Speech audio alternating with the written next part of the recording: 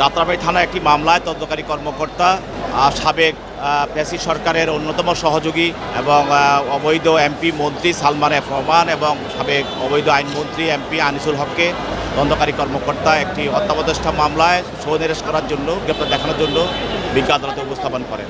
যেহেতু এই মামলায় আসামিদ্বয় এই মামলার এজাহারনামী আসামি, বিজ্ঞ আদালত মামলার নথি পর্যালোচনা করে এবং দরখাস্ত পর্যালোচনা করে তাদেরকে এই মামলায় গ্রেপ্তার দেখান।